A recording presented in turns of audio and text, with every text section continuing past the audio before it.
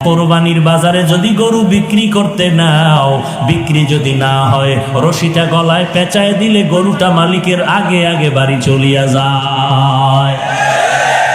গরুটায় মালিকের থেকে সব, মালিকের থেকে একটা টাকাও পায় না। গরুটা দিয়ে তাকায় দেখ, ঘুমানের জন্য একটা আরামের বিছানাও গরুটায় পাইল না। কই গোয়াল ঘরে শোয়ায় রাখলো, তাকায় দেখো গরুটা কত কষ্টে সেখানে রাত্র কাটায়। মশার কারণে ঘুমাইতে পারে না, ভালো বিছানার কোনো আয়োজন নাই।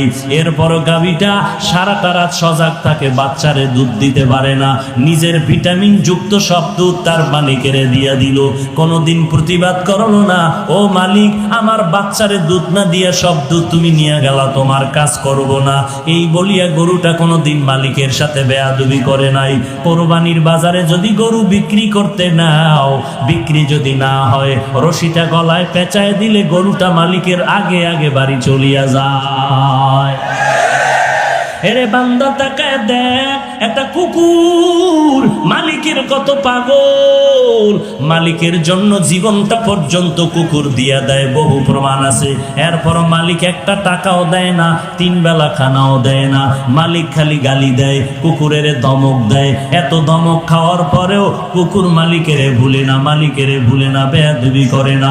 আর তোর মতো মানুষটারে আমি আল্লাহ মায়ের গর্ভে না পাক পানি দিয়া বানাইয়া, ওই মায়ের গর্ভে প্যাকেটের উপরে প্যাকেট, প্যাকেটের উপরে প্যাকেট, প্যাকেটের উপরে প্যাকেট, এক বিন্দু ছিদ্র নাই, বাহিরের অক্সিজেন ঢোকার কোনো কায়দা নাই। তোর এখন নাকার মুখে যদি কষ্টেপ দিয়া আধা মিনিট রাখা হয়, তুই আর বাঁচতে পারবি না নিঃশ্বাস না নিতে পারলে। অথচ মায়ের গর্ভে তাকায় দেখ, বাহিরের একটা সেকেন্ডের অক্সিজেন ঢুকে না। 7-8 মাস পর্যন্ত বিনা বাতাসে কে বাঁচায় রাখতেছে? ওই আল্লাহ তোরে এত নেয়ামত দিয়া মায়ের গর্ভে রাখলে, দুনিয়াতে আসার পরে তুই খানা খাইতে পারবি না, দুনিয়ার তৈরি করা তুই নাস্তাও খেতে পারবি না।